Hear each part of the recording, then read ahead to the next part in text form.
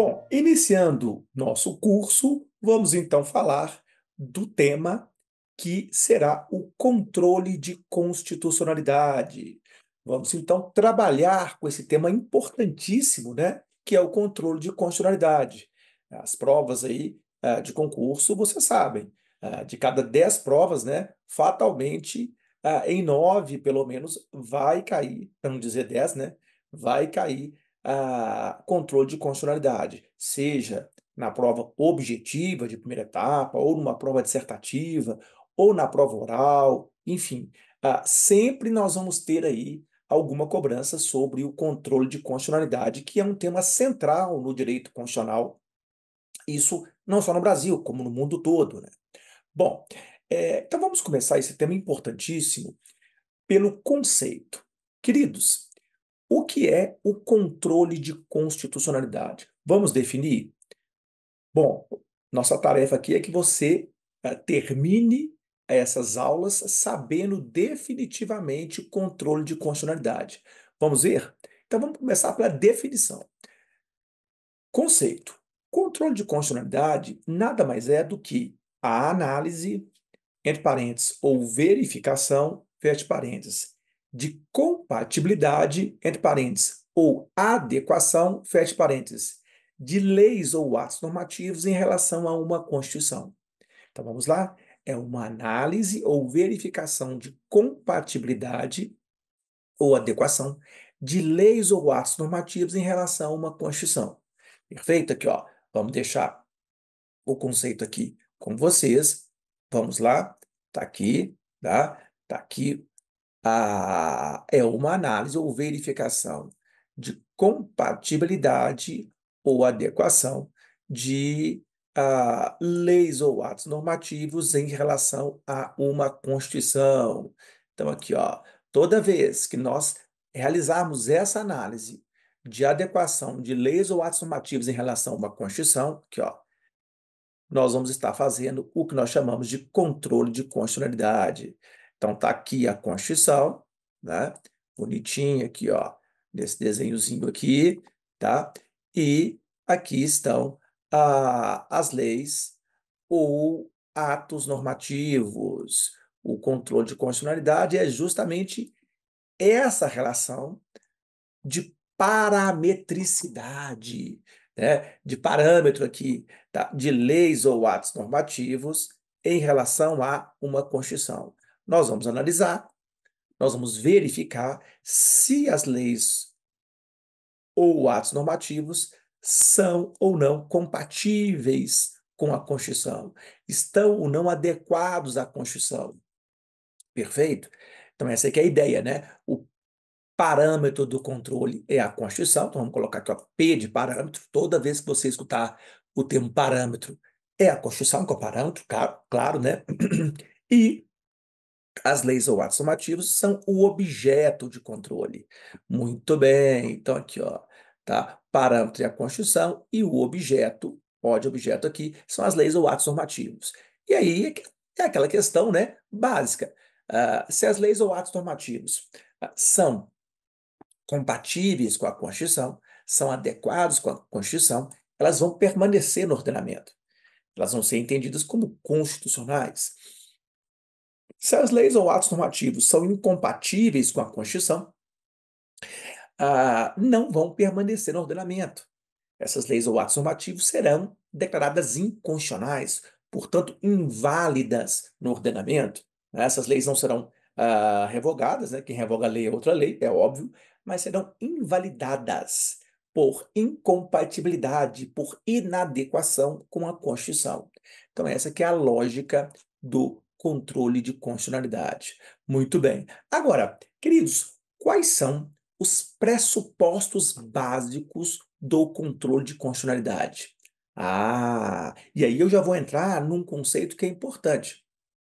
Os pressupostos básicos do controle de constitucionalidade forte, daquilo que nós vamos chamar na doutrina de jurisdição constitucional forte, strong judicial review, tá? Quais são os pressupostos básicos do controle de constitucionalidade? Vamos aprender? Então, o conceito nós já sabemos. É a análise ou verificação de compatibilidade ou adequação de leis ou atos normativos em relação a uma Constituição. Muito bem. Agora, veja bem, quais são os pressupostos para que haja, com H aqui, né, para que exista o controle de constitucionalidade na modalidade que tem na maioria dos países do mundo, né, que é a modalidade de controle de constitucionalidade forte, tá, de strong judicial review, né, de um controle de constitucionalidade forte. Ora, são quatro grandes pressupostos básicos para o controle de constitucionalidade. Primeiro, a existência de uma Constituição formal e rígida. A existência de uma Constituição formal e rígida. Muito bem, tá? Vou até baixar aqui, ó, tirar daqui e colocar aqui, ó, a existência de uma Constituição formal e rígida, tá? Segundo, a Constituição como fundamento de validade para o restante do ordenamento jurídico. A Constituição tem que ser fundamento de validade para o restante do ordenamento, ou seja, aquela lógica, né, que tem nas constituições formais e rígidas, de que a Constituição fundamenta a validade do restante do ordenamento, ou seja, normas infraconstitucionais, tá, leis ou atos normativos só vão ser válidos se estiverem de acordo com a Constituição. Isso aí, tá? É um dos pressupostos básicos do controle de constitucionalidade. Terceiro pressuposto também do controle de constitucionalidade na modalidade da jurisdição constitucional forte. Ora, um órgão dotado de legitimidade para realizar o controle. Então, tem que ter um órgão encarregado, tá, de realizar o controle, ou seja, de analisar se as leis ou atos normativos, que são o objeto do controle, são ou não compatíveis com a Constituição, que é, como nós já aprendemos hoje, né, o parâmetro do controle. Muito bem. E por último, e esse órgão, na maioria dos países, é um órgão judicial, né? Também temos um controle, um órgão de viés político, tá? Em alguns países, tá? Mas tem que ter um órgão dotado de legitimidade para realizar o controle, para analisar se leis ou atos normativos são compatíveis ou não com a Constituição. Muito bem. E, por último, a existência de uma sanção.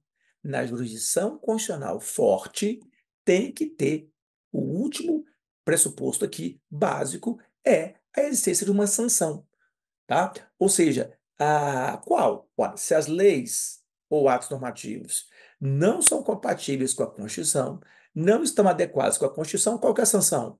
A declaração de invalidade da lei ou ato normativo que contraria a Constituição. Perfeito? Como é que uma lei ou ato normativo vai permanecer no ordenamento se contraria a Constituição? Se não está adequado, não é compatível com a Constituição? No âmbito da jurisdição constitucional forte, do strong judicial review, isso não é possível. Tá? Então, na maioria dos países do mundo aí que vai ter uma jurisdição constitucional forte, né? E aí nós temos Estados Unidos, Áustria, Alemanha, Itália, Portugal, Espanha, né? Brasil, enfim, nós vamos ter, sem dúvida nenhuma, a lógica de que, entendendo o órgão dotado de legitimidade para realizar o controle, que leis ou atos normativos contrariam a Constituição, essas leis ou atos normativos vão ser extirpados do ordenamento, tá? Por invalidade, porque estão contrários à lei maior do país, a lei que é fundamento de validade para as outras leis, que é a Constituição. Muito bem, tá? Agora, então são os quatro pressupostos básicos do controle de constitucionalidade forte, ou da jurisdição constitucional, né? Forte. Muito bem. Uma Constituição formal e rígida, a Constituição como fundamento de validade para o restante do ordenamento, um órgão dotado de legitimidade para realizar o controle e uma sanção. Qual? A declaração de invalidade da lei que contraria a Constituição. Tá? Muito bem. Agora, em provas sofisticadas de concursos públicos, vem aparecendo nos últimos anos. E o meu livro, está ali atrás, ó, deixei ali para você, tá? Traz, é um dos poucos, inclusive, é um dos poucos livros, inclusive, que traz, portanto, vale a pena, inclusive, você adquirir para dar uma olhada, um conceito que vem ganhando força aí, na doutrina brasileira e também na doutrina mundial, que é a existência de um outro tipo de jurisdição constitucional, que é a chamada jurisdição constitucional fraca. E aí qual que é a diferença da jurisdição constitucional forte, né, do strong judicial review, tá, para a jurisdição constitucional fraca? Bom, a jurisdição constitucional forte, tá bom, que é a majoritária, né, nós acabamos de ver os pressupostos dela. Perfeito? Estão aí os 4 pressupostos. Olha, o que vai diferenciar o que nós acabamos de aprender da chamada jurisdição constitucional nova aí, dessa novidade aí, que vem mais ou menos na década de final da década de 80, né? O início, mais ou menos, aliás, da década de 80, e também na década de 90, do século 20, e agora nos últimos das últimas décadas aí, né, das últimas 2 décadas, pelo menos, do século XXI. O que que é? O que que é essa jurisdição constitucional fraca, tá? Que vai aí passar a existir no mundo, e vai ser um contraponto da jurisdição constitucional majoritária, que é a forte. Ora, e aí nós vamos ter países que vão ter ela, né? Qual é? Ora, a Weekly Judicial Review, né, a jurisdição constitucional fraca, é aquela na qual existe, vamos aprender agora? Então anote aí, existe a possibilidade da lei ou ato normativo contrariar a Constituição e continuar no ordenamento.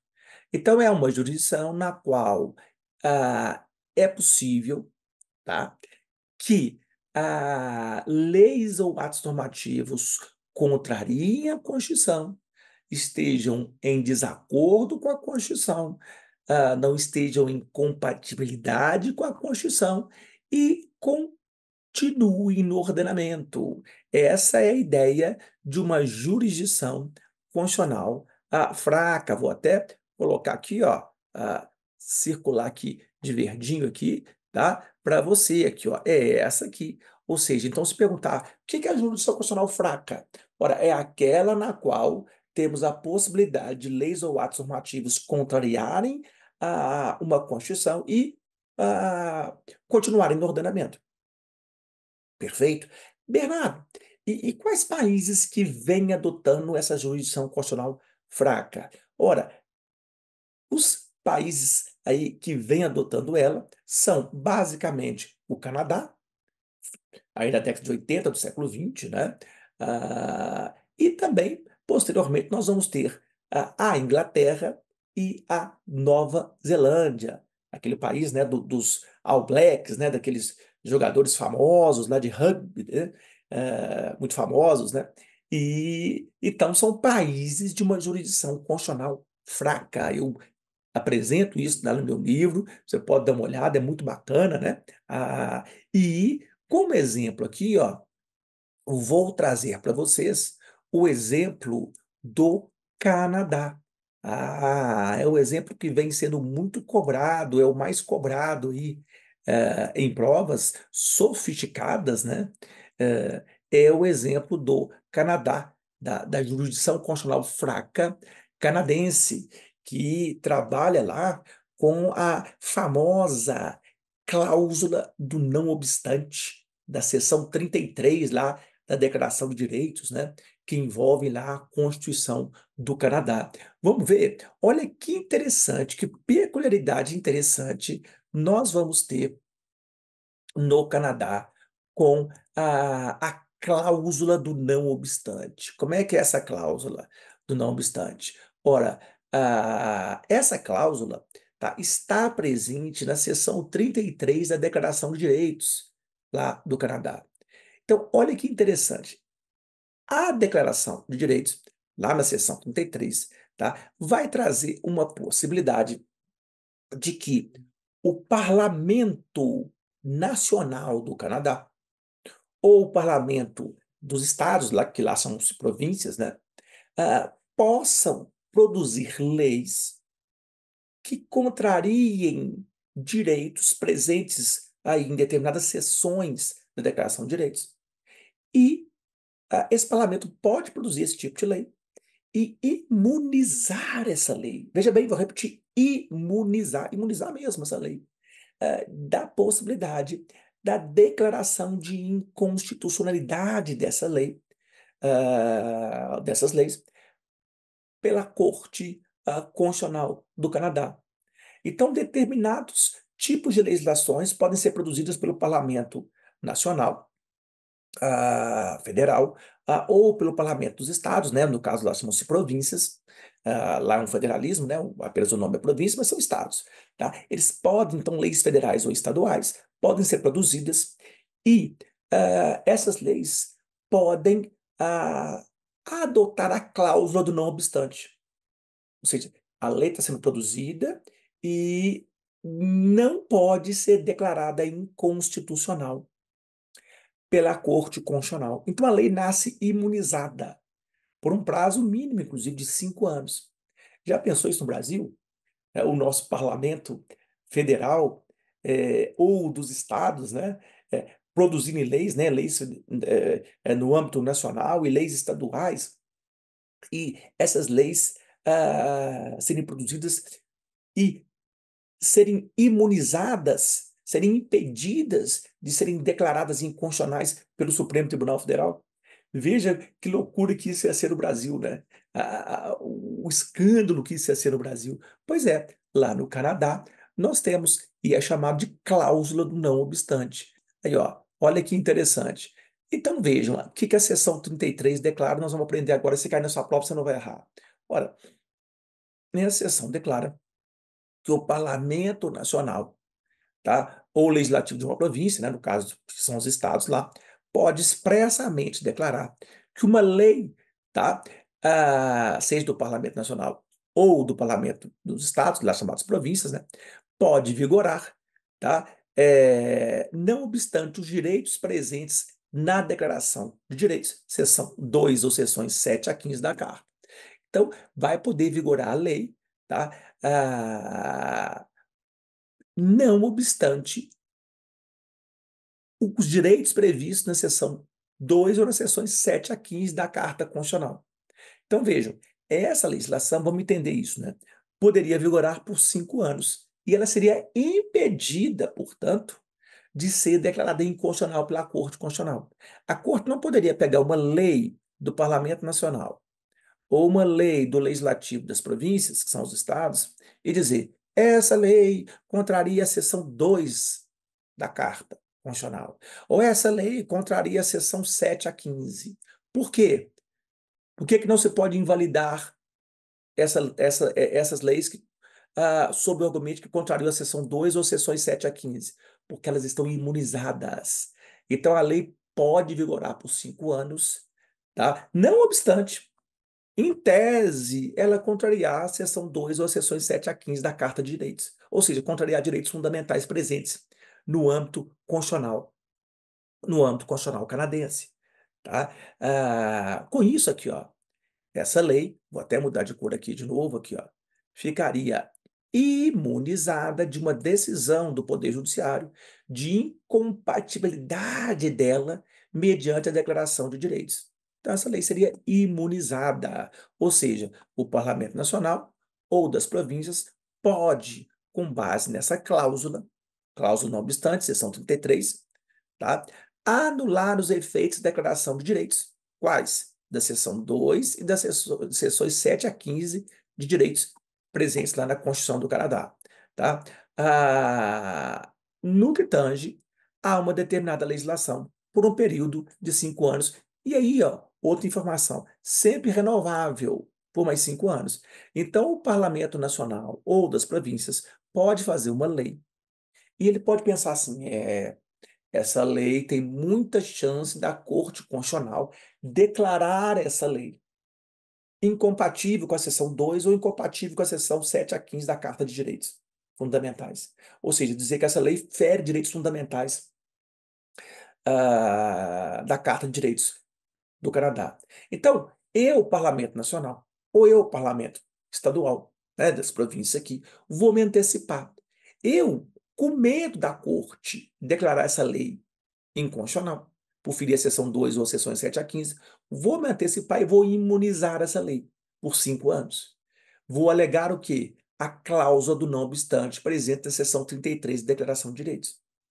Com isso, essa lei fica imunizada por 5 anos.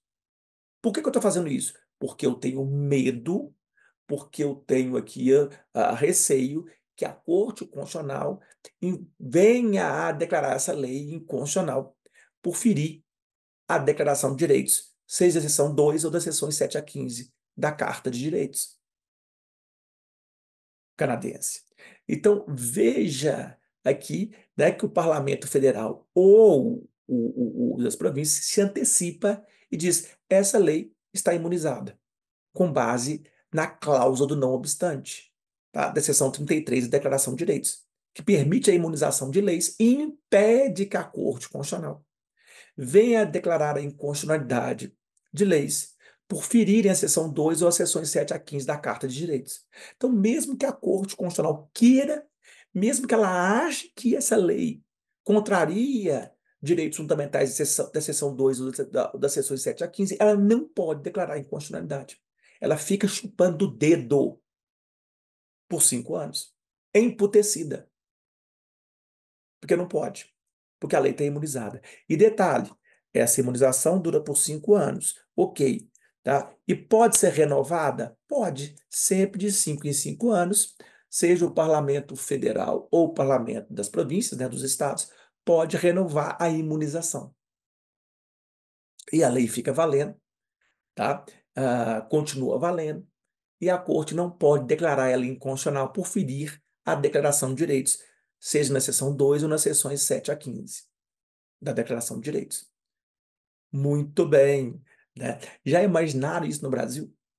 O Supremo Tribunal Federal sendo impedido de declarar a inconstitucionalidade de leis que ferem direitos fundamentais, por exemplo, presentes no artigo 5º da Constituição, ou no artigo 6º, né, ou no artigo 12 ou 14, enfim, né, aí de direitos fundamentais. Olha que confusão que isso ia ser no Brasil. Pois é, no Canadá é possível, então, é possível, então, existir leis que, em tese, contrariam a Constituição, a Declaração de Direitos, a Carta de Direitos, que está dentro do âmbito da Constituição, e essas leis continuarem valendo, válidas, tá? Mesmo em tese contrariando a Carta de Direitos canadense. Muito bem, tá? Por quê? Porque é uma jurisdição constitucional fraca. É uma jurisdição constitucional em que não existe a soberania, a preponderância da Corte Constitucional. Ou né, a supremacia, como nós falamos no linguajar da jurisdição constitucional, né, a chamada supremacia judicial. Ela não existe. Tá?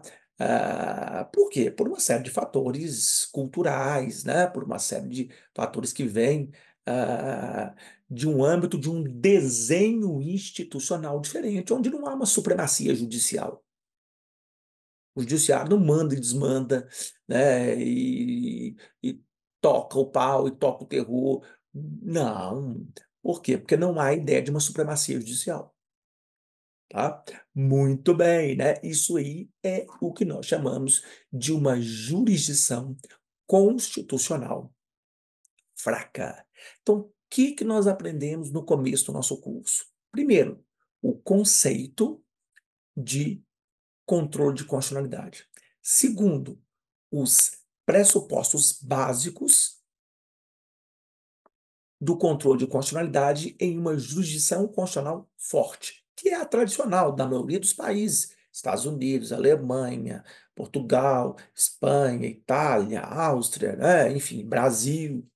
E depois nós aprendemos uma novidade, que é a existência, aí, pelo menos nos últimos 40 e poucos anos, tá, de uma jurisdição constitucional fraca, ou seja, de uma possibilidade de observarmos leis ou atos normativos que venham a contrariar uma Constituição e essas leis ou atos normativos continuarem no ordenamento, né?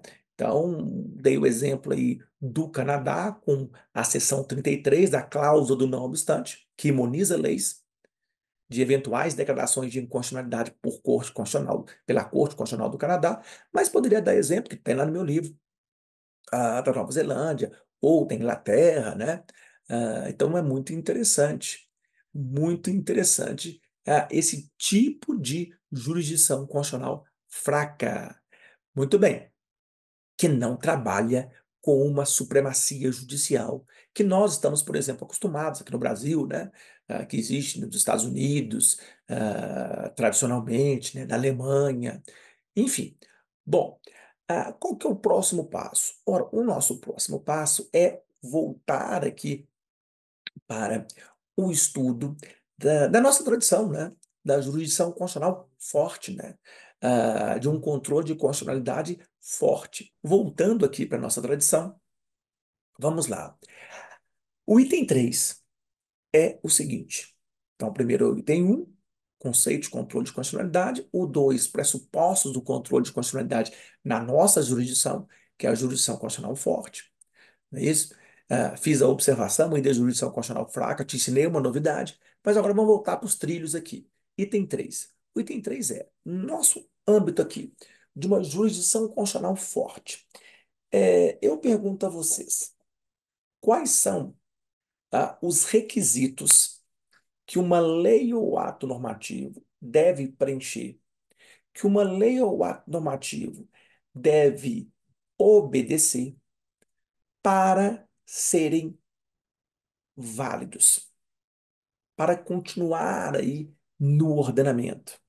Ah, então, se o controle de constitucionalidade, no nosso âmbito, na nossa tradição, é uma análise ou verificação de compatibilidade ou adequação de leis ou atos normativos em relação a uma Constituição,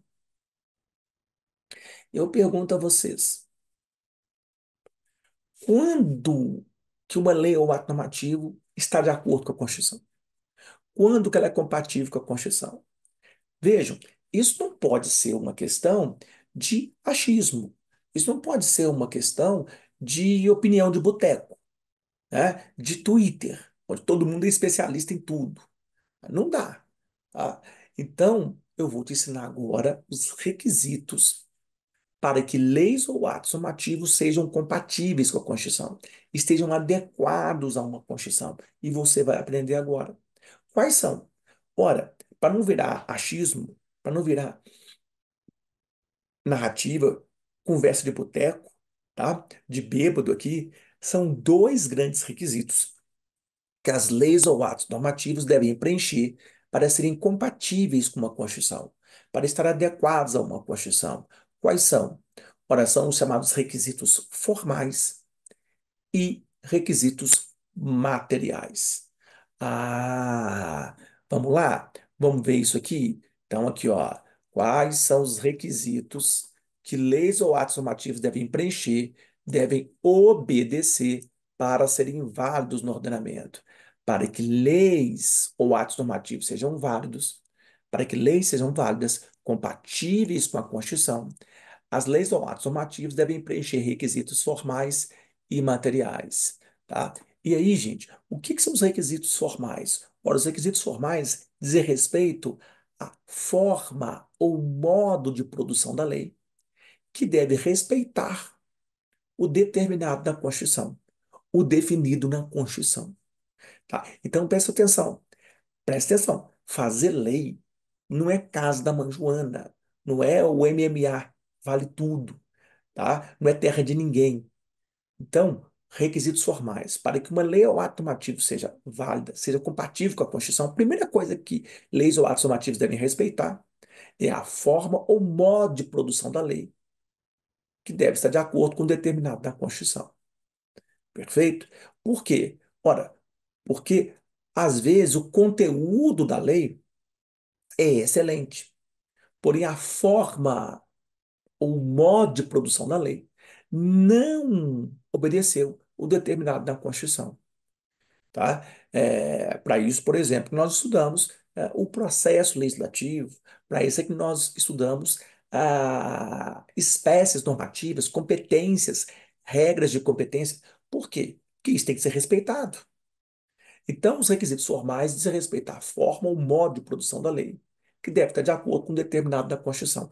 Porque se não tiver, a lei pode ser a melhor do mundo. O ato normativo pode ser o melhor do mundo, pode ser super fofinho, pode ser lindo, mas haverá inconstitucionalidade.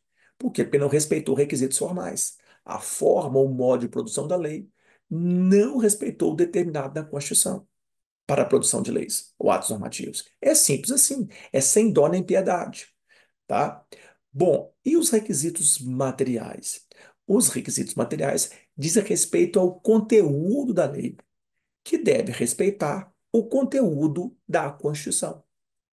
Ah, por quê? Porque às vezes uma lei ou ato normativo, formalmente, tá ok, tá? A forma ou modo de produção da lei foi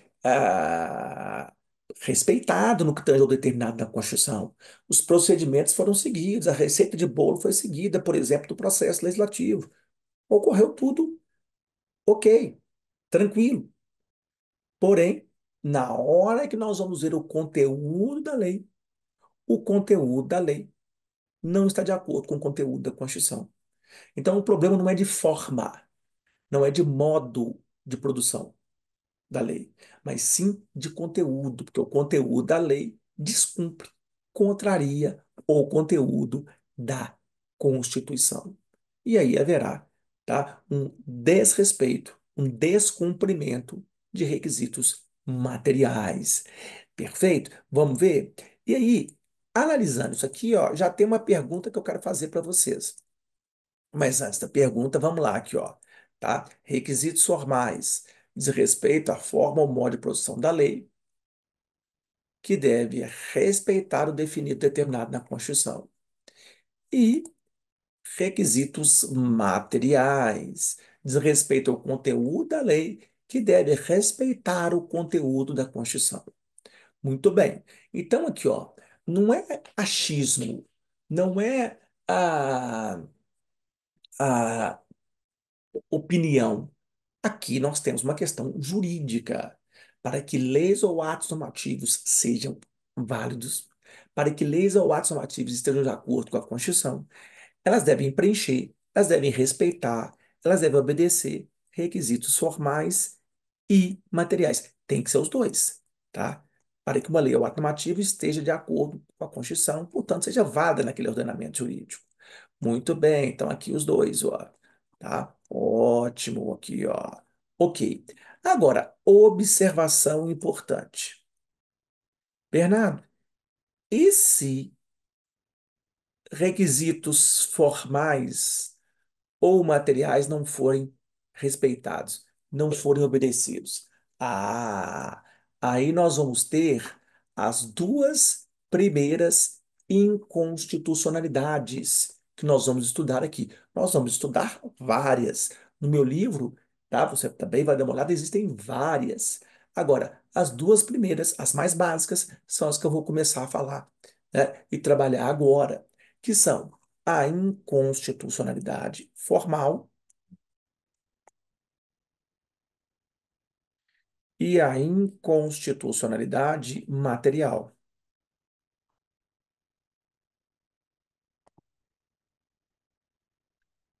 Muito bem. Qual que é a diferença entre elas? Vamos lá.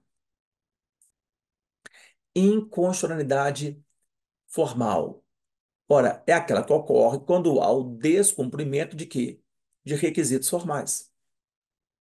Haverá inconstitucionalidade formal. Claro, descumprimento de requisitos formais.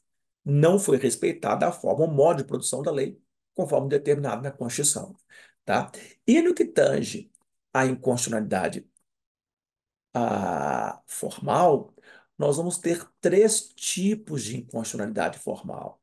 Nós vamos ter a inconstitucionalidade formal orgânica, a inconstitucionalidade formal por descumprimento de pressupostos objetivos do ato, e a inconstitucionalidade formal propriamente dita. Ah, vamos lá? Então vamos começar pela inconstitucionalidade formal. Daqui a pouquinho nós falamos da material. Então vamos lá. As três aqui inconstitucionalidades possíveis aqui formais. Vamos começar com a inconstitucionalidade formal, aqui ó, orgânica. Quando que ocorre inconstitucionalidade formal orgânica? Ora, a inconstitucionalidade formal orgânica, tá aqui ó, ocorre quando temos o descumprimento de regras de competência. Ah, então vamos aprender uma coisa hoje, no comecinho do nosso curso. Qualquer descumprimento de regras de competência gera a inconstitucionalidade formal orgânica. Então aqui, ó, exemplo. Vamos pegar aqui, por exemplo, o artigo 22 da Constituição.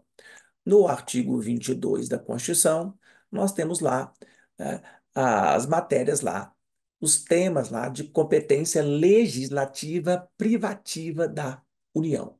Compete privativamente à União legislar sobre. Aí tem lá, por exemplo, o inciso 1, né? Direito civil, direito penal, direito empresarial, direito do trabalho, direito eleitoral, direito processual civil, processual penal, né? Então tá lá, artigo 22. Muito bem. Vamos supor que o Estado-membro vai lá e faz uma legislação sobre direito civil, ou sobre direito penal, ou sobre direito do trabalho, né? E ele não recebeu delegação para isso, tá? Porque no artigo 22 até tem lá, parágrafo único, né, que a União pode delegar para os estados. Mas aqui não teve delegação, não. O Estado foi lá de forma indevida e fez uma lei, por exemplo, sobre direito do trabalho, ou sobre direito eleitoral. Ora, não me interessa o conteúdo dessa lei. Haverá uma inconstitucionalidade formal por descumprimento de requisitos formais. Quais? Ora, requisitos de regras de competência. O que é inconstitucionalidade formal aqui? É inconstitucionalidade formal orgânica, porque ocorreu o descumprimento de regras de competência. Ué, compete privativamente à União legislar sobre direito do trabalho, e foi lá, o Estado fez uma lei sobre direito do trabalho. Então, a lei pode ser a melhor do mundo, que ela será inconstitucional, formalmente inconstitucional. Você tem que guardar isso, tá? E se perguntar, que tipo de inconstitucionalidade formal é uma inconstitucionalidade formal orgânica. Tem que saber, então, que, que essa lei é formalmente inconstitucional, que há uma inconstitucionalidade formal. E se a prova aprofundar um pouco mais, o nome disso vai ser inconstitucionalidade formal de que tipo? Orgânica, tá? Mas há uma inconstitucionalidade formal clara. Bernardo, mas a lei pode ser fofinha, pode ser boa, não interessa o conteúdo dela, tá? Um Estado-membro, há uns anos atrás, fez uma lei, né, interessante no norte do país. A lei era assim, é, no primeiro turno de trabalho, os trabalhadores da construção civil que chegarem 15 minutos antes terão direito a café, pão e leite. Olha que lei bacana. Aí todo mundo chegava lá antes, né, para pegar o pão, o café, o leite e tal. O Supremo foi lá e disse: inconstitucional. Bernardo, mas que lei bacana. O conteúdo dela é ótimo. Pois é, mas é uma inconstitucionalidade formal. Qual? Ora, orgânica. Por quê? Porque compete privativamente à União legislar sobre direito do trabalho. Essa legislação estadual, e sinto muito, por mais fofinha que ela seja, é sobre direito do trabalho. Então, inconstitucionalidade formal, orgânica.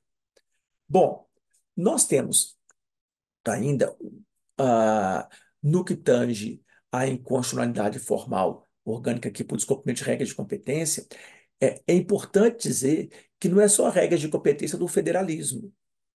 Pode ser regra de competência também aqui, ó, F de federalismo, né?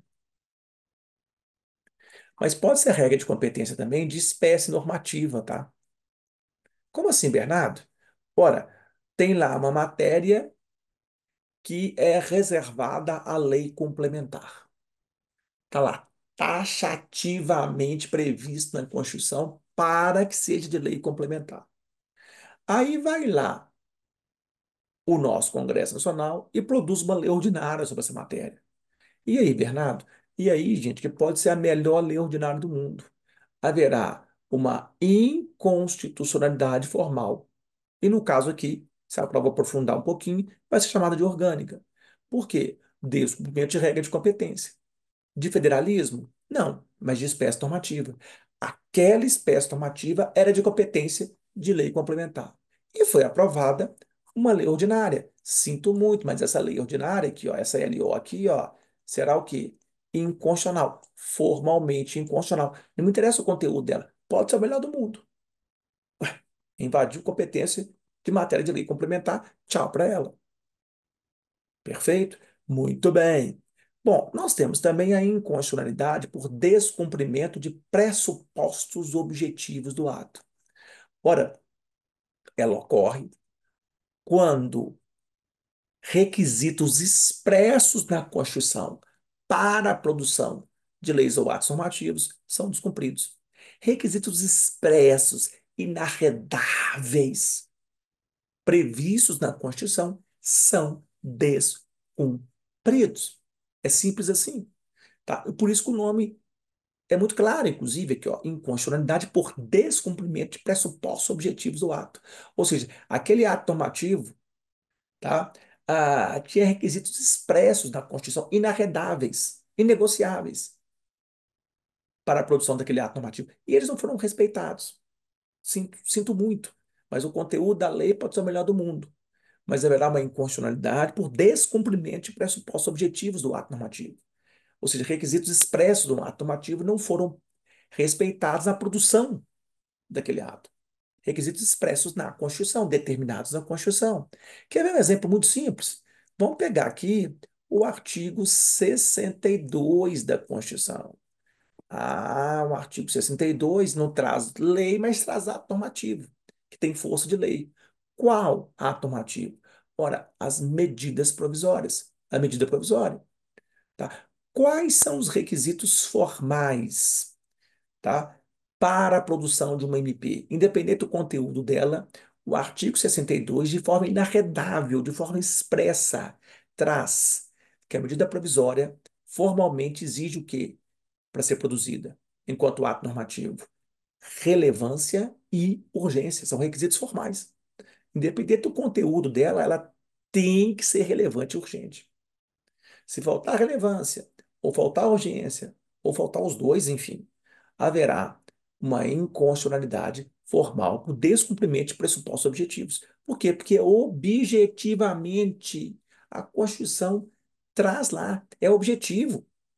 Está lá explícito, é requisito expresso, relevância e urgência. Tem que ter os dois. Se não tiver um ou não tiver o outro, inconstitucionalidade formal. Muito bem, tá? Ah, ótimo. Bom, um outro exemplo bacana também, né? É o do artigo 18 da Constituição.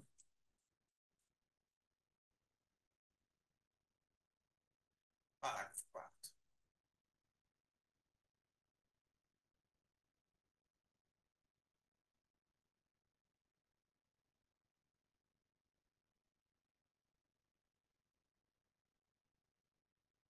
Artigo 18, parágrafo 4. A produção aí a criação, né, melhor dizendo, de municípios far-se-á por lei estadual. Mas tem requisitos anteriores, né? Tem que ter uma lei complementar da União autorizando a criação de municípios, tem que ter uma análise de viabilidade, tem que ter um plebiscito com a população diretamente interessada. E depois disso tudo é que tem a lei estadual criando um novo município, né? Se os outros requisitos previstos no artigo 18, parágrafo 4 não forem respeitados, essa lei estadual que criou o município será inconstitucional. Perfeito? Muito bem. Pressuposto objetivo, está lá o objetivo, olha, os requisitos todos, né? A lei complementar, autorizando a criação de municípios, análise de viabilidade, plebiscito com a população diretamente interessada. E depois vem a lei estadual.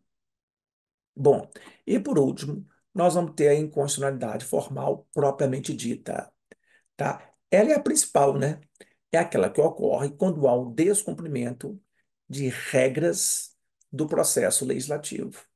Há regras do processo legislativo, tá?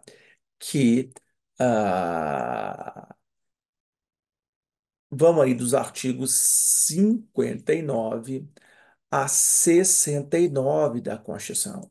Então, ocorre quando há o descumprimento de regras do processo legislativo, dos artigos 59 a 69 da Constituição.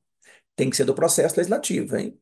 Não pode ser de espécie normativa, tá? Não pode ser pressuposto objetivo de ato, não. Tem que ser do processo legislativo. Então, descumprimento de processo legislativo é inconstitucionalidade formal, propriamente dita.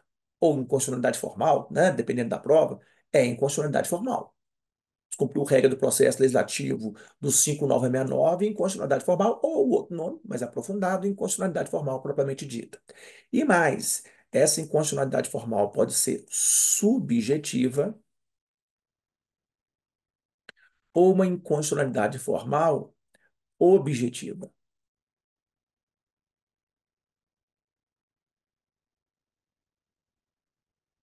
Inconstitucionalidade formal subjetiva. Ora, subjetiva vem de quê, gente? De sujeito, né? No direito sempre é assim. Então, quando que vai ocorrer inconstitucionalidade formal subjetiva? Ora, quando existir o descumprimento de regras da fase de iniciativa no processo legislativo. Qual é a fase que tem sujeito no processo legislativo, gente? É a fase de iniciativa. É a fase que tem um sujeito legitimado para iniciar o processo. E aí o que pode acontecer? Pode acontecer de um sujeito sem legitimidade para tal iniciar o processo. E aí, por incrível que pareça, tramitar, ser aprovado na Câmara, no Senado, né, ter até a sanção do presidente lá, mas nós temos um vício lá atrás, chamado vício de iniciativa, tá?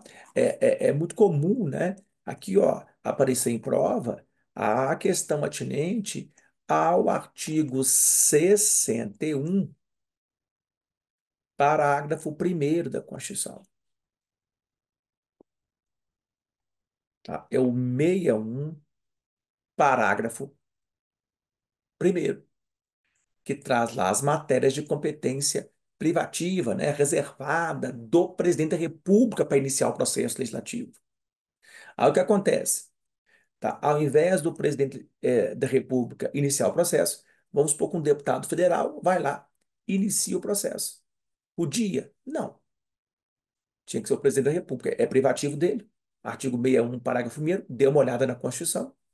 Aí passa, né, a tramitar na Câmara, é aprovado. Passa a, passa a tramitar no Senado, é aprovado. Aí chega para o presidente da República. E o presidente da República sanciona o projeto de lei. Né? Com a sanção do presidente da República, nós temos, né, o projeto de lei passa a ser lei. Só que nós vamos ter uma lei que é inconstitucional. Haverá aqui nessa lei uma inconstitucionalidade formal, tá? Uma inconstitucionalidade formal subjetiva. Por quê? Porque a sanção do presidente da República aqui no final do processo não supre, não supre o vício de iniciativa que ocorreu no início do processo. Porque o sujeito com legitimidade para iniciar o processo, que era o presidente da República, não iniciou, e um sujeito sem legitimidade para tal na Constituição iniciou, no caso um deputado aqui, né, no meu exemplo aqui, tá? E mesmo com o presidente, no final do processo, sancionando o projeto de lei, tornando ele lei, haverá uma inconstitucionalidade formal. Essa lei será inconstitucional, formalmente inconstitucional. E aí, se perguntar em prova, é uma inconstitucionalidade formal o quê? Subjetiva. Subjetiva vem de sujeito, tá? É uma inconstitucionalidade formal, subjetiva por quê? Porque ocorreu o descumprimento do processo na fase de iniciativa, na fase que tinha sujeito, que é a fase de iniciativa. Tinha um sujeito, né, com legitimidade para iniciar o processo. E outros sem legitimidade iniciou, descumprindo a Constituição. Então, nós temos uma inconstitucionalidade formal subjetiva, por descumprimento da fase de iniciativa no processo legislativo. Tá? Ah, mas é a sanção do presidente. A sanção do presidente no final do processo não supra o vício de iniciativa do início do processo. Para o STF, desde 1974 é assim. Desde a representação 890 de 1974. Esse é o posicionamento majoritário no STF. Bom, nós também podemos ter uma inconstitucionalidade formal objetiva. é aquela que ocorre quando há o descumprimento das fases constitutiva ou complementar do processo legislativo. Então, as fases constitutiva ou complementar, tá? Se houver algum descumprimento nessas duas fases, a inconstitucionalidade formal é objetivo. Por quê? Porque aqui é dado objetivo. Por exemplo, vamos pegar aqui a fase constitutiva de tramitação. Tá? Vamos supor que está tramitando um projeto de lei complementar, que exige, nos termos do artigo 69, aqui, ó, nos termos do artigo 69, exige maioria absoluta para sua aprovação, para virar lei complementar. Aqui, tá? Exige maioria absoluta. Artigo 69, pode dar uma olhada na sua Constituição. Aí tramita na Câmara dos Deputados o projeto de lei complementar, é aprovado por maioria absoluta, bonitinho, ok. Tramita no Senado e, por incrível que pareça, no Senado, o projeto de lei complementar é aprovado por maioria simples. Bernardo do céu, mas não é possível. É possível sim. Brasil fazer o quê, né? E aí é aprovado por maioria simples. E aí vai para o presidente da República, o presidente, sei lá por quê, né? Fazer o quê? Sanciona, promulga e publica a lei complementar. Gente, não interessa o conteúdo dessa lei complementar. Haverá uma inconstitucionalidade formal. Pode cair essa na prova. Se a prova for mais aprofundada ainda, pode ser uma inconstitucionalidade formal objetiva. Vai ser o nome. Por quê? Por quê? Porque ocorreu o descumprimento da fase constitutiva do processo, que é uma fase objetiva. O dado é objetivo. O artigo 69, mais objetivo, impossível. Aqui não tem questão de sujeito, não. Aqui é objetivo, aqui, ó. A lei complementar exige maioria absoluta para sua aprovação. E em uma das casas, no meu exemplo aqui foi no Senado, foi aprovado o projeto de lei complementar por maioria simples. Então é uma inconstitucionalidade formal objetiva. Muito bem, né? Uma inconstitucionalidade formal propriamente dita, objetiva, enfim. Mas é uma inconstitucionalidade formal objetiva. Muito bem. Bacana, né? Ok.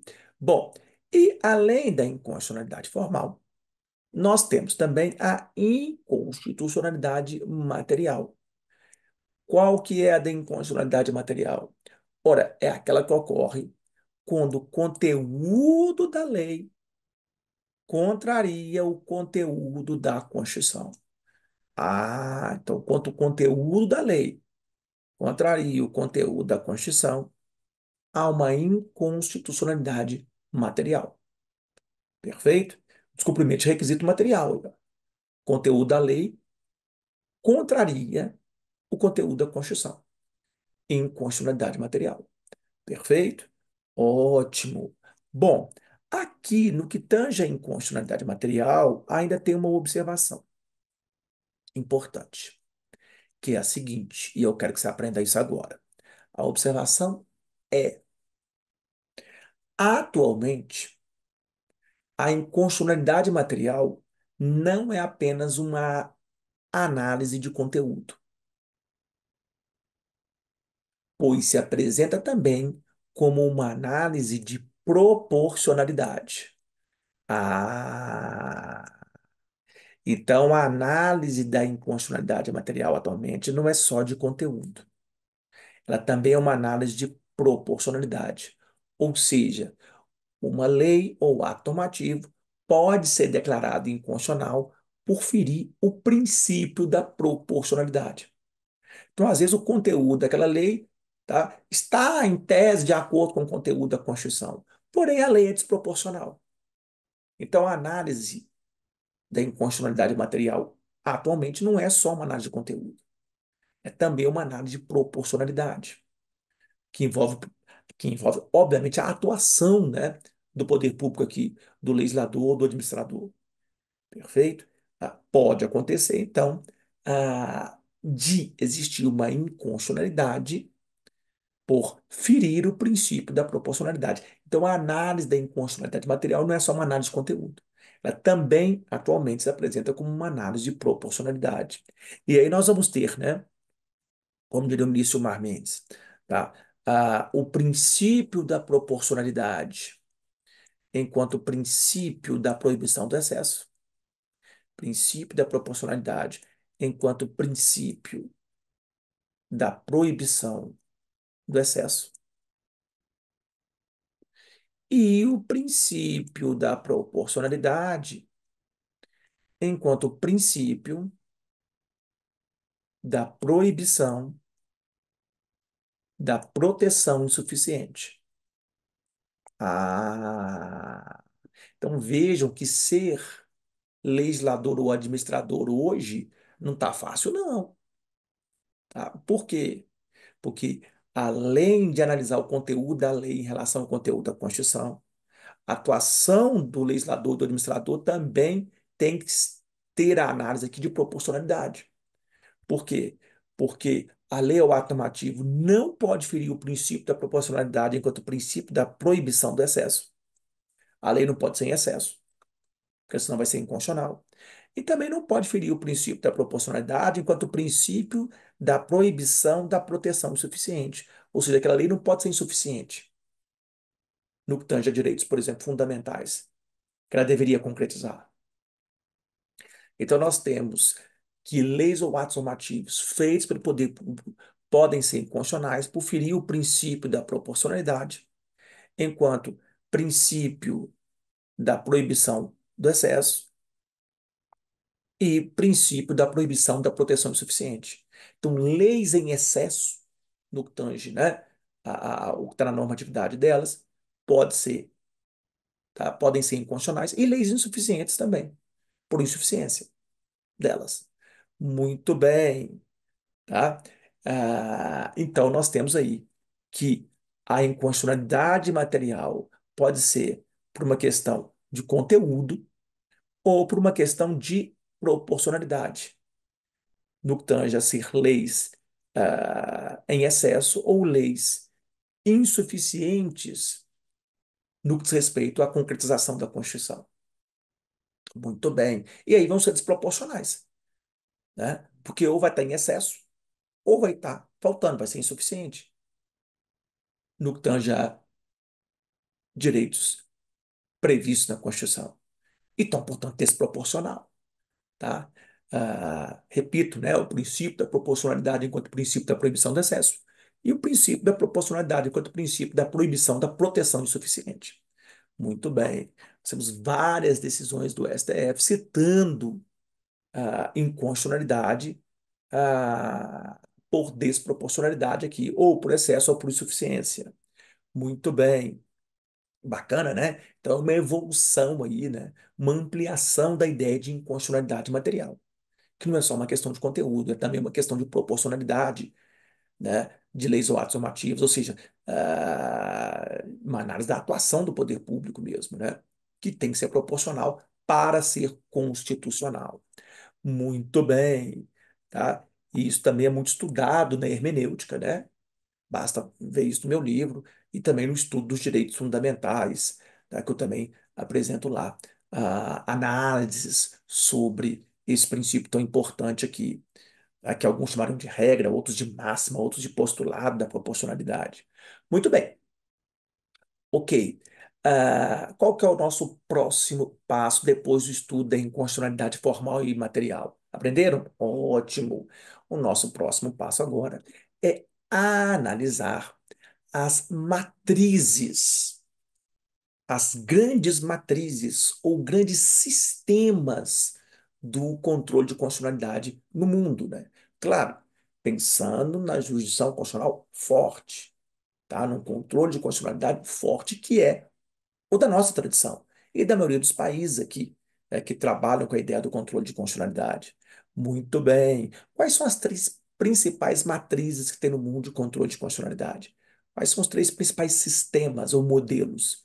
Ora, é a matriz norte-americana, a matriz austríaca, né?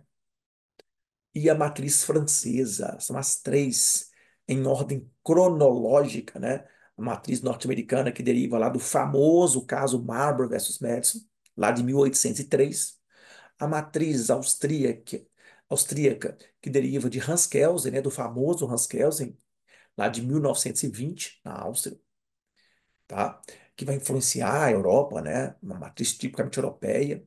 E a matriz francesa que vem lá da perspectiva de um controle a partir de um órgão político, que é aí uma matriz de 1958, é a mais nova das três, né? Então, 1803, 1920 e 1958. Vamos ver aqui essas matrizes, né? Elas estão aqui, ó, uma tela bacana que eu vou deixar com vocês sobre as principais matrizes ou sistemas de controle existentes aí mundialmente, tá? São esses três grandes sistemas, essas três grandes matrizes. E aí, nós vamos trabalhar essas matrizes no nosso próximo bloco aí, com certeza. Na sequência, então, vamos às matrizes, né? Ou sistemas, ou modelos aí de controle de condicionalidade, né? Troquei aqui o meu Blazor, e vamos então para a sequência. Bom, as três grandes matrizes, como eu disse no bloco passado, são as matrizes aí norte-americana, austríaca, né, da Áustria, e a francesa, aí do que nós chamamos de jurisdição constitucional tradicional, né, o forte, majoritária. Então, vamos começar cronologicamente pela matriz norte-americana, que foi a primeira grande matriz. E é interessante porque isso é uma questão de prova, né? Eu já vi inúmeras provas, mas inúmeras provas, com uma pergunta dissertativa do tipo: disserte sobre as principais matrizes ou sistemas de controle de constitucionalidade. E aí, fatalmente, você vai ter que falar dessas três grandes matrizes, né, desses três grandes sistemas. Bom, o primeiro, né, é a matriz aí, a primeira, né, a matriz norte-americana, o sistema norte-americano, que é um sistema judicial, perfeito? Juízes controlam a constitucionalidade, e esse sistema é um sistema judicial, portanto, de controle difuso concreto, difuso porque está diluído aí, difuso em todos os juízes controlam a constitucionalidade. Tá? Não tem só um órgão, um tribunal constitucional, uma corte constitucional controlando, de jeito nenhum. Tá? Qualquer juiz pode controlar a constitucionalidade, portanto é difuso entre todos os juízes. O difuso concreto é porque, a palavrinha concreto, é porque sempre surge aí diante de um caso concreto, né? O primeiro grande caso foi o Marbury versus Madison, lá em 1803, né? No século XIX, ainda no começo do século XIX, que inaugurou o controle de constitucionalidade, e a ideia da supremacia judicial, a ideia aí do controle de constitucionalidade, e em termos modernos, né? Então, vem desde Marbury versus Madison, mas tem vários casos famosos, né? Roe versus Wade, Brown versus Board of Education, Mark versus Alabama, entre vários e vários casos. Perfeito? O primeiro é Marbury versus Madison, né? O Marbury, ele tinha sido escolhido lá juiz pelo presidente anterior ao presidente ah, Jefferson, Thomas Jefferson, né? E o presidente, então, escolheu ele, o presidente anterior, o Adams, e acabou que não nomeou, né? Não deu para nomear ele e empossar ele. O que aconteceu? Aconteceu que o Jefferson ganha a eleição e dá ordem para o Madison, que é o secretário de Estado: olha, não vai nomear e empossar aí o Marbury. Por quê? Porque ele era apoiador do ex-presidente. Quer dizer, vejam bem, né? Até nos Estados Unidos tem isso, né? E aí surge essa batalha judicial entre o Marbury, que buscava tomar posse como juiz, porque tinha sido nomeado pelo presidente anterior, em tese nomeado pelo presidente anterior, né? E o presidente Jefferson deu ordem ao secretário de Estado, o Madison, de não nomeá-lo definitivamente no cargo e empossá-lo no cargo, né? Enfim, então o imbróglio aí, a questão, né, o case aí concreto é esse, do Marbury versus Madison, que é o secretário de Estado, e do Jefferson, que era o presidente. Muito bem. E aí surge, né, um famoso Chief Justice, né, o presidente da Suprema Corte, que é o juiz Marshall, né? E ele desenvolve a tese do controle de constitucionalidade. Essa tese é muito famosa, né, de que se existem atos normativos que contrariam a Constituição, deve prevalecer a Constituição. O critério deve ser o critério hierárquico e não o critério cronológico, tá? Porque se o critério for cronológico, né, a lei ou ato normativo posterior à Constituição prevalece sobre a Constituição, pelo critério cronológico, daqui a um tempo nós não teríamos mais Constituição, né? Que o parlamento, que o executivo iam produzindo atos normativos e iam acabar com a Constituição. Então, como o judiciário deveria ser o guardião da Constituição, né, o Marshall tem essa sacada. Olha, o critério aqui vai ser o hierárquico, e o judiciário vai proteger, vai guardar a Constituição, é o guardião da Constituição. Então, se existir ato normativo que contraria a Constituição, mesmo que posterior à Constituição, que é de 1787, não interessa, vai prevalecer a Constituição. Critério aqui é o hierárquico, da hierarquia, e não cronológico. Tá? Então, a Constituição sempre vai prevalecer em relação a qualquer tipo de lei ou ato normativo que for produzido no ordenamento jurídico. Muito bem. E o judiciário vai ser o guardião aí da Constituição.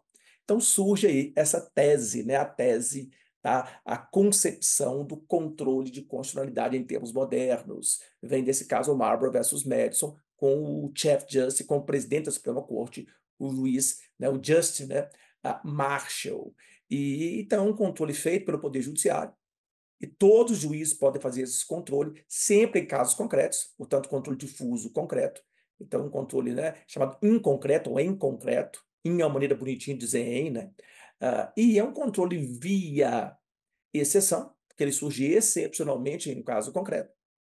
A questão principal do caso não é a questão de controle de constitucionalidade, a questão principal do caso é uma questão de direito civil, direito penal, direito empresarial, direito tributário, enfim. A questão do caso concreto lá do Marbury versus Madison é o Marbury, enfim, se tornar juiz, né? Enfim, receber a devida nomeação, a efetivação, a posse e ser juiz lá. A questão principal do caso Roe versus Wade é a questão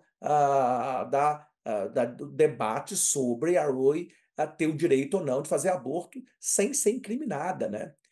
Como a legislação do Texas lá dizia que era crime. Né? A questão do Brown versus Board of Education é a filha do Brown, a Linda Brown, que queria estudar na escola dos brancos e não queria estudar na escola dos negros. Mesmo porque ela tinha que andar lá 18 quarteirões, né, para ir para a escola dos negros, que era uma escola pior, e ela queria estudar na escola dos brancos. Que história é essa de segregação? Escola para branco, escola para negro, clube para branco, clube para negro, vagão de trem para branco, vagão de trem para negro, enfim. Né? Assento para branco, assento para negro. Então, o questionamento aí era: eu quero estudar na escola dos brancos. Tá? O case era esse. E aí, excepcionalmente, nesse caso concreto, e nesses outros que eu citei aqui, surge uma questão que envolve a constitucionalidade ou não de normas, nesses casos concretos. Perfeito? Então, é uma questão que se dá pela via de exceção e pela via incidental. Esse termo é importante também. Ou seja, é um incidente que surge no caso concreto, que caso concreto esse que é de direito civil, direito penal, direito tributário, né? Enfim, não é uma questão aí em que a questão central é de constitucionalidade. A questão de constitucionalidade surge incidentalmente, como um incidente no caso concreto. Então, vejam, vamos colocar aqui, ó, a matriz norte-americana, vou escolher aqui uma cor aqui, ó, pode ser o vermelhinho aqui, tá? É essa matriz aqui, que vem de Marbury versus Madison, você não vai esquecer nunca disso, e é um sistema de controle judicial, porque é feito por juízes, né? Um controle difuso por todos os juízes aqui, ó, em concreto, sempre é um caso concreto, e pela via da exceção, ou seja, ele surge excepcionalmente num caso concreto, onde a questão principal do caso, na qual a questão principal do caso não é de controle de constitucionalidade, é civil, penal, empresarial, tributário, enfim, tá? E pela via incidental, ou seja, o controle surge como um incidente no caso concreto. Perfeito? O enfrentamento de um incidente no caso concreto, em que a questão principal do caso não é, definitivamente não é, sobre controle de constitucionalidade. A questão principal do caso é direito civil, ou é direito penal, ou é direito empresarial, ou é direito tributário, enfim. Por isso que é via incidental, né? O controle é feito a partir aí de um incidente no caso concreto, que é enfrentado e decidido, e não é a questão principal do caso. Muito bem, essa é a matriz norte-americana. Bom, nós temos também a matriz austríaca. Essa matriz austríaca não vem aí do juiz Marshall, né? Deixa eu apagar aqui. a matriz austríaca, porque eu vou trocar de cor para ficar bacana aqui, né? Vamos colocar uma outra cor aqui, vou colocar o laranja aqui, ó. Essa matriz vem de um grande jurista, e é da Constituição da Áustria de 1920, de outubro de 1920, e o jurista famoso, né, é o Hans Kelsen. Todo mundo já ouviu falar, eu tenho certeza disso. Em algum momento da vida jurídica de vocês, vocês ouviram falar no Hans Kelsen, que é o artífice, é o teórico aqui que desenvolveu a tese, né, da matriz austríaca aqui. É um sistema judicial, enfim, o controle é feito por um órgão aqui que é de estrutura judicial, às vezes não é nem propriamente do poder judiciário, mas tem uma estrutura judicial por trás, é uma corte constitucional, tá? Com especialistas, né? E é, portanto, um sistema, portanto, judicial, que tem uma estrutura, pelo menos, judicial. Tá? O controle é concentrado. Por que é concentrado? Porque é o único órgão, é concentrado nele. Só ele pode dizer o que é constitucional ou não para o país inteiro. Então, é um tribunal ou corte constitucional. Foi isso que o Kelsen inventou. Vou dizer, olha, eu tenho um único órgão aqui, ou com 13, ou com 14, ou com 15, ou com 16, enfim, membros, que é o único órgão que tem uma estrutura judicial, é o único órgão, não precisa ser propriamente do Poder Judiciário, mas tem uma estrutura judicial, né, são especialistas na adjudicação, que vão estar nessa Corte Constitucional, encarregados de controlar a constitucionalidade para o país inteiro. Eles vão dizer o que é constitucional ou não. Tá? Eles vão ser provocados para isso. Na Constituição vai existir, vai ter os legitimados, terão os legitimados para provocar essa corte ou tribunal constitucional. E esse único órgão vai dizer o que é constitucional ou não para o país inteiro. Por isso é um controle concentrado em um tribunal ou corte constitucional. Tá? Não é qualquer juiz que pode dizer o que é constitucional ou não, em casos concretos. Não. Tá? Só quem pode dizer o que é constitucional ou não é o Tribunal Constitucional, e ele vai dizer isso em abstrato. Não vai ter caso concreto. Não vai ter Roe versus Wade, Brown versus Board of Education, Roe, Marbury versus Madison, Mark versus Alabama, Cezinha versus Juquinha, Paulinho versus Maria. Não vai ter. O controle é em abstrato. Tá? Por quê? Porque é sobre leis em tese. Então, nós vamos pegar uma lei do ordenamento jurídico, vou chutar um número aqui, tá? Lei 10.250, chutei um número aqui. E aí, um legitimado provoca o Tribunal Constitucional, legitimado previsto na Constituição, cutuca lá o Tribunal Constitucional e pergunta assim, Tribunal Constitucional, analisa aí se essa lei contraria ou não a Constituição. Então não tem caso concreto, tá? Não tem case aqui, tá? É um controle chamado pela doutrina, eu nem gosto desse nome não, tá? Eu critico esse nome inclusive, mas é um chamado controle em abstrato, através de um processo que a doutrina majoritária, né, gostando ou não, fazer o quê, né? A doutrina majoritária chama de processo objetivo, porque não tem partes, tá? Não tem autor e réu aqui, não tem lide, não tem pretensões resistidas, carnelutianamente falando, né? E não tem contraditório, não tem um dizer e contradizer aqui a imparidade simétrica. Por que que não tem parte, não tem lide nem contraditório? Porque é um processo objetivo. É um processo que é objetivo na medida em que a função aqui é só uma função de análise pela Corte Constitucional se determinada lei do ordenamento jurídico contraria ou não a Constituição, seja formalmente, seja materialmente, enfim, como nós vimos no bloco passado. E esse controle é feito via ação, ele não é via exceção, porque não surge excepcionalmente um caso concreto. Não, nós temos uma ação específica, com nome próprio, com CPF lá, com RG, né, chamada ação direta de inconstitucionalidade, né, para, de forma direta, o tribunal ser provocado, dizer se determinada lei do ordenamento é constitucional ou não, fere ou não a Constituição. Por isso esse controle não é via incidental, ele não surge incidentalmente como um incidente num caso concreto a ser enfrentado. Não, ele é via principal. É um outro nome que você tem que guardar para as provas. Ele é via principal. Ou seja, a questão principal, o ator principal, a atriz principal é o controle de constitucionalidade. Essa ação direta de inconstitucionalidade, que diretamente o tribunal vai ter que dizer se determinada lei é inconstitucional ou não, tá? A questão principal é essa, se a lei é inconstitucional ou não, por isso pela via principal. Tá? Não vai enfrentar um incidente em um caso concreto, direito civil, penal, empresarial, tributário ou trabalhista, não. A questão principal, o ator principal, a atriz principal é o controle de constitucionalidade, por isso via principal, tá? Então, existem diferenças básicas aqui, né? O controle difuso, concreto, via exceção e via incidental, tá? Vou só colocar o nome aqui, né, do nosso amigo aqui, que pode cair em prova. Como é que é o nosso amigo aqui que desenvolveu esse controle? É o Marshall. Ah, muito bem. O Marshall é o autor, o presidente da Suprema Corte aqui, né, o John Marshall, que desenvolveu esse controle muito bem lá em 1803, tá? E o controle da matriz austríaca é o do Hans Kelsen, nós já colocamos aqui, ó, vou só circular a bolotinha aqui, lá com a Constituição da Áustria de 1920, 117 anos depois, tá? E o sistema austríaco, aqui a matriz austríaca, é um controle concentrado, em abstrato, via ação e via principal, né? Através de um processo que é um processo que, se cair em prova, você sabe que é um processo que eu já expliquei aqui agora para vocês, que é um processo objetivo. Por que que é objetivo? Ora, porque não tem lide, não tem partes, não tem contraditório para a corrente majoritária aí, defendida por Gilmar Mendes, né, entre vários e vários outros, tá? E daí o nome processo objetivo aí, tá? Via ação e via principal a ser enfrentado por um tribunal ou corte constitucional, tá? Não é um processo subjetivo, com sujeitos, com autor, com réu, né, com contraditório. Não. Muito bem.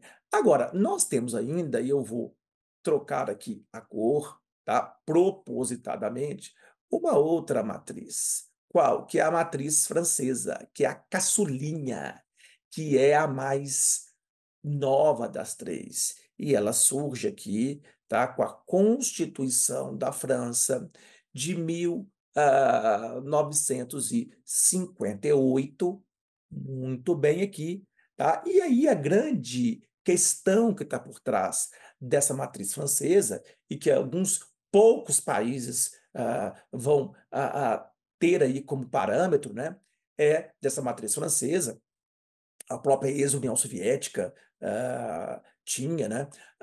Qual é?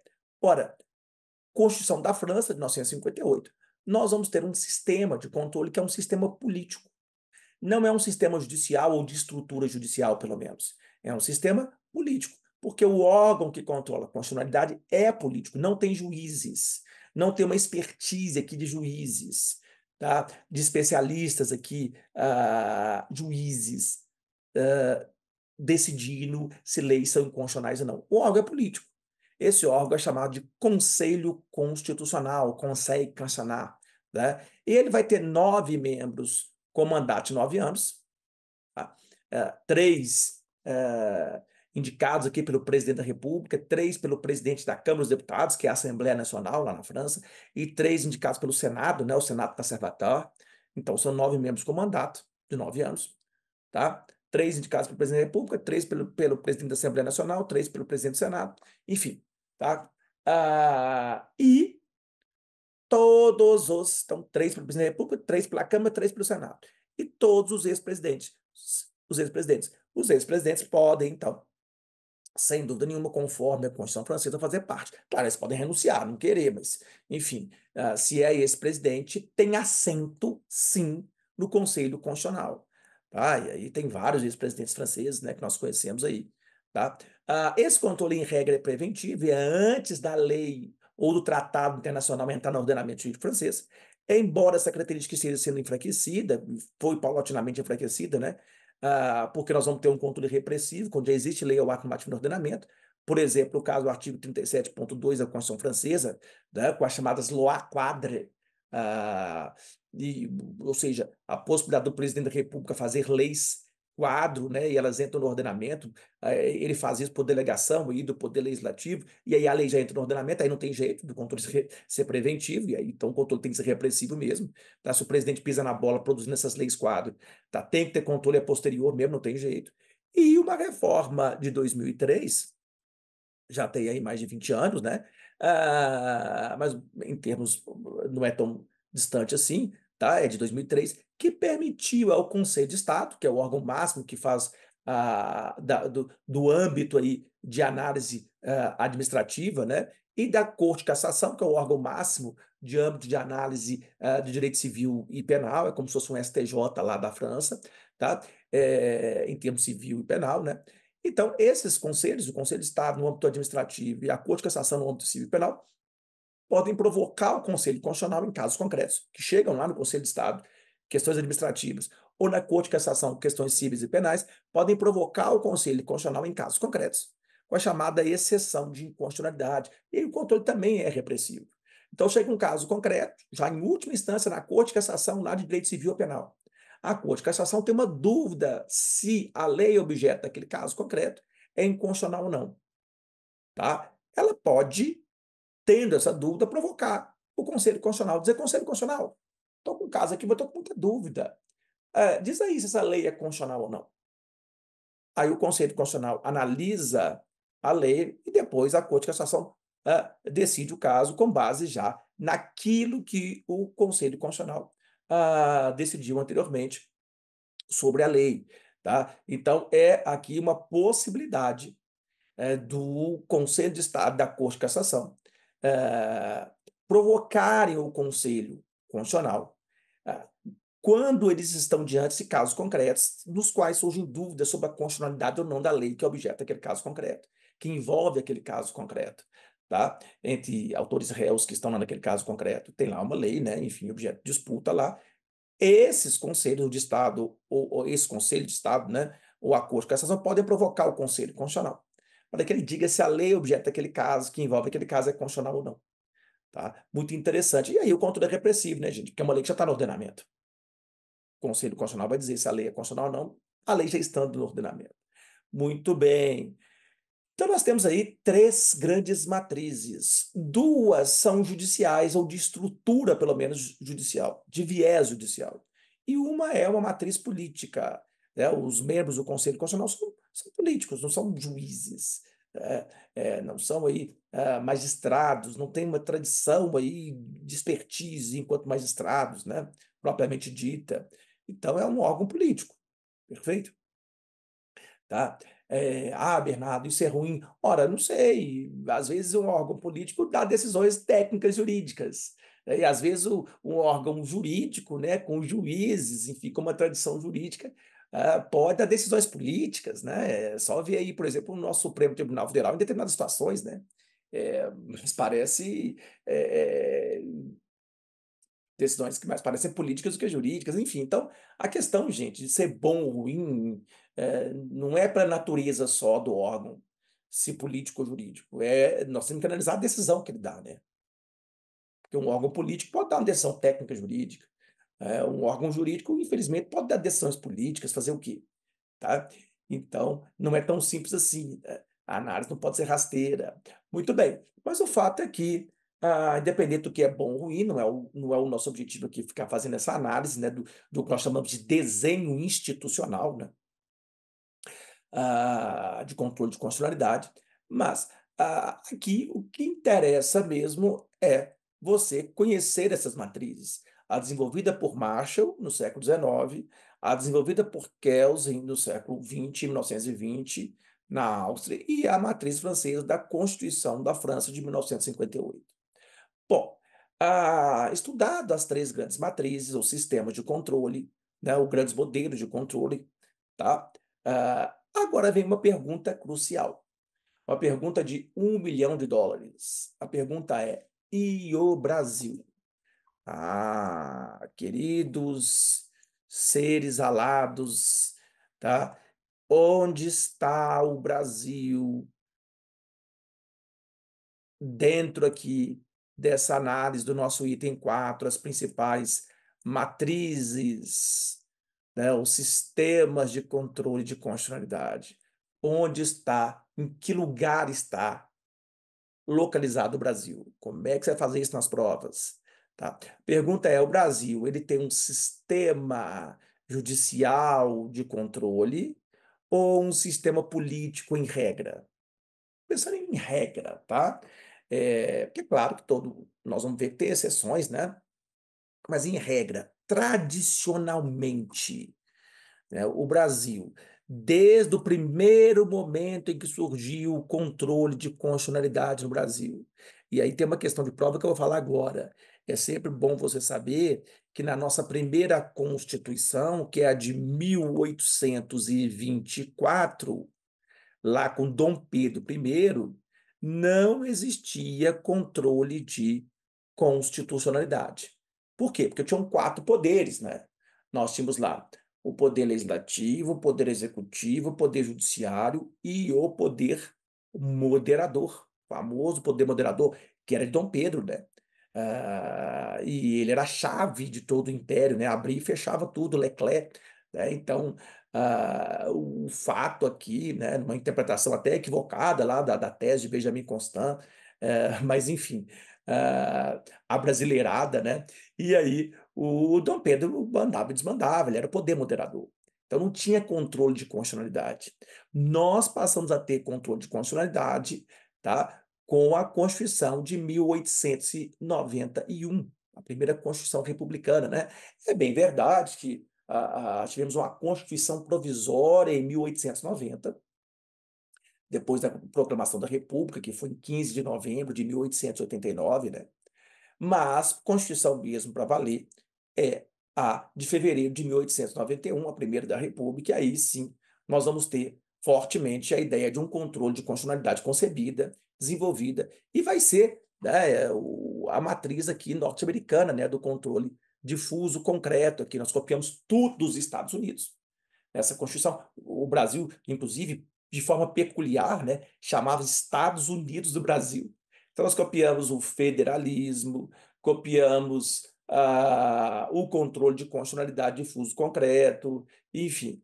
Então, a República, né? Então, nós vamos ter aí o controle pela primeira vez aí com a Constituição de 1891, efetivamente, tá? De forma efetiva. Então, desde 1891 para cá, qual que é a regra do nosso controle? Tá? É um sistema judicial ou político? Ora, sem dúvida nenhuma, tradicionalmente o Brasil optou por um sistema de controle político, desculpe, judicial. Aqui, ó, um sistema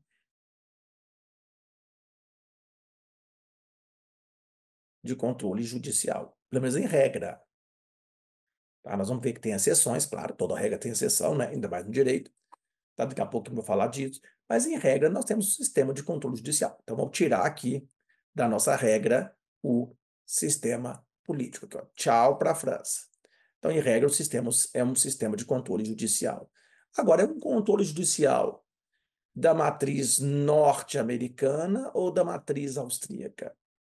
Ora, nós começamos com a matriz norte-americana, mas depois de um certo tempo apareceu no Brasil também a matriz austríaca. E aí, por incrível que pareça, nós vamos dizer que a regra do nosso sistema de controle de constitucionalidade é a regra de um sistema de controle judicial misto. Por quê? Ora, porque nós temos, ao mesmo tempo, convivendo tanto a matriz norte-americana do controle difuso concreto, com a matriz austríaca do controle concentrado abstrato. Então, um sistema de controle judicial misto, em que nós temos tanto o controle difuso concreto quanto o concentrado abstrato. Ou seja, nós temos um controle feito por todos os juízes em casos concretos e um controle feito por um único órgão, tá? Um órgão de cúpula, um órgão máximo aqui, um tribunal constitucional, né? De forma abstrata, sobre leis em tese, via ações diretas de inconstitucionalidade, via principal, no qual a questão principal é analisar se determinada lei contraria ou não a Constituição, de forma objetiva. Então, nós temos os dois. É até estranho, né? Chega um gringo aqui e fala assim: vem cá, mas qual matriz o Brasil adotou? A matriz de viés político ou judicial? Aí você diz: não, judicial. Ah, tá, mas a norte-americana ou a austríaca? Austríaca, né? Aí você diz assim: ah, as duas. Aí o gringo diz: mas peraí, ué, mas na matriz norte-americana todos os juízes controlam. Se são todos, não pode ser um só. Na matriz austríaca, um órgão só controla, uma corte ou tribunal constitucional. Se é um só, não pode ser todos. Aí você diz para o gringo, tá? Welcome to the jungle, meu filho. Ou seja, bem-vindo à selva, bem-vindo ao Brasil. Tá? Por quê? Porque no Brasil, nós, né, muito criativos, muito peculiares, para não usar outra palavra, tá? Nós temos, dentro de um sistema de controle judicial misto, tanto controle pela via de exceção e via incidental, quanto controle pela via de ação e via principal. Nós temos tanto controle difuso concreto quanto concentrado abstrato. Enfim, ah, é a regra no âmbito do Brasil. E aí uma outra questão bacana também é a seguinte, tá, então quanto ao órgão, tá, quanto ao órgão, tá, a regra no Brasil, nós vamos ver aqui daqui a pouco se tem ou não exceção, já estou adiantando que tem, tá, mas quanto ao órgão, de controle, a regra é um sistema de controle judicial desde aí da Constituição de 1891 em diante. Muito bem, foi a primeira que trouxe controle de constitucionalidade, já aprendemos isso. Agora, e quanto ao momento do controle? Em regra, quanto ao momento, o controle no Brasil é preventivo, é antes de existir lei ou ato normativo, é no processo de produção das leis ou atos normativos, ou, em regra, o controle é repressivo, quando já existe lei ou ato normativo no ordenamento. Ora, em regra, o controle é repressivo. É um controle que é feito quando a casa já caiu, né? Quando já existe lei ou ato normativo no ordenamento. Então, controle em regra repressivo. Muito bem. Tá? Muito bacana, né? Ou seja, então nosso controle quanto ao órgão, ele é judicial, vou colocar um O de órgão aqui, e quanto ao momento, ele é repressivo, tá bom? Essa é a regra no nosso ordenamento, tá? Agora, tem exceções? Gente, claro que tem. Pelo amor de Deus, é óbvio que tem. Toda regra tem exceção, ainda mais no direito. Tá? Então, nós temos um sistema de controle judicial misto repressivo, perfeito? Mas temos exceções, tanto no que tange, no que diz respeito ao órgão de controle, quanto ao que diz respeito ao momento de controle. Ah, é, Bernardo? É. Tá? Então, existem exceções a essa regra? Existem. E eu coloco lá no meu livro que você vai adquirir. Tá? As exceções são chamadas por alguns autores de exceções, para outros autores são chamadas de outros controles. Então, são exceções ou outros controles que existem no Brasil. E aí eu vou mostrar isso para vocês agora aqui, ó, análise do Brasil. Então, qual que é a regra no Brasil mesmo? Um sistema, tá, de controle judicial misto repressivo. Quanto ao órgão judicial, quanto ao momento repressivo, quando já existe lei ou ato normativo no ordenamento. Muito bem. E agora, quais são as exceções, também chamadas de outros controles? Nós vamos ter três exceções. Três exceções. E aí, tá? Vamos então, no próximo bloco, trabalhar essas três exceções ou outros controles que também existem no Brasil. Perfeito?